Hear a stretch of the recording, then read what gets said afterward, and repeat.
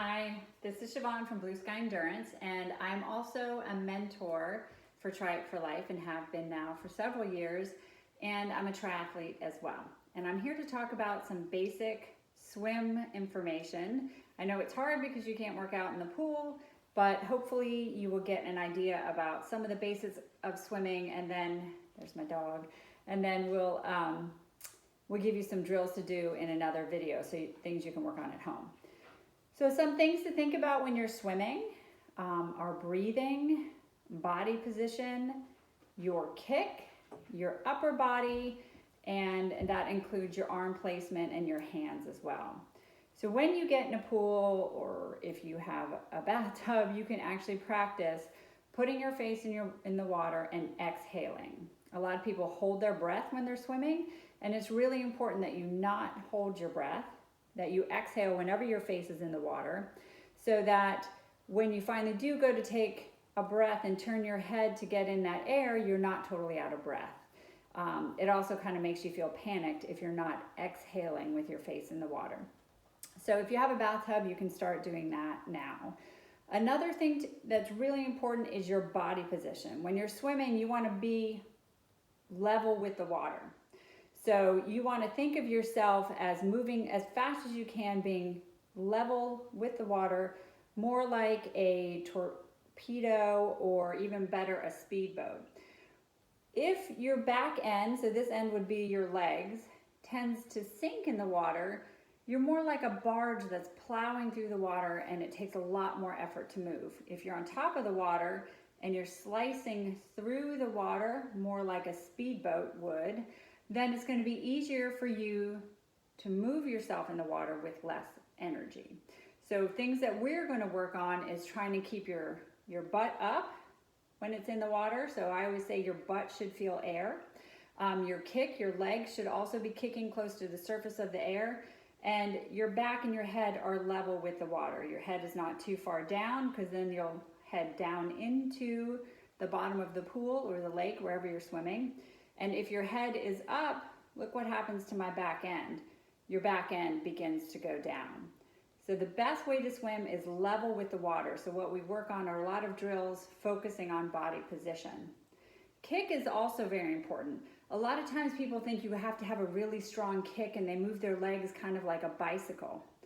But with kick really just helps keep you level in the water. It propels you just a little bit.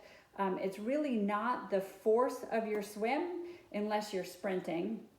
But in our races, we don't necessarily need to kick as hard as we can. We just need the kick to help us stay level, to keep this back end up. So we kick as hard as we need to in order to keep this back end up. And I think my other dog is coming to listen as well. Yep, there he is. So kick is what we work on, and kick originates from the hips. And it's more like a little waddle kick. So you're kicking, but you're not bending your knees a lot. It's just a little flutter kick is what we call it. So we're going to work on that as well, because this kick sort of just keeps you level with the water and propels you a little bit, but it's not where the force of your swim is coming from.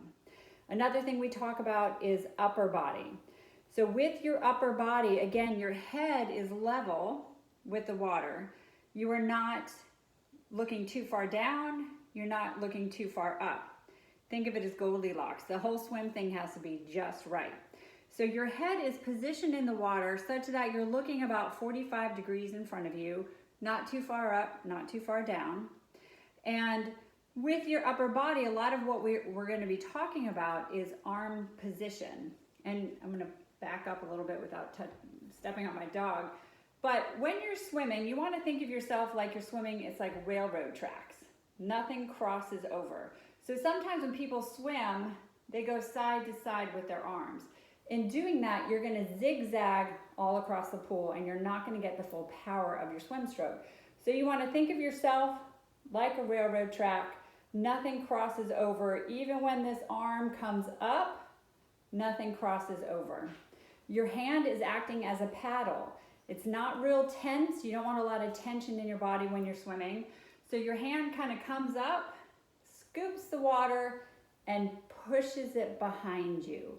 And that is the motion that really gets you going in the pool and has you going really fast as you can go, is that reach up, catching the water, let me move back a little bit, bending the elbow and pushing it behind you. You also, when your arms are out in front, you want to think of yourself as reaching, not cutting in close to your head. You want to reach in front of you so that you can catch the most amount of water and push it behind you. I like to tell people that when you're reaching up, you want to pretend you're in school and you really know an answer and you're saying, pick me, pick me. So you reach as far as you can. A side effect of this, which is also really helpful, is your hips rotate to the side.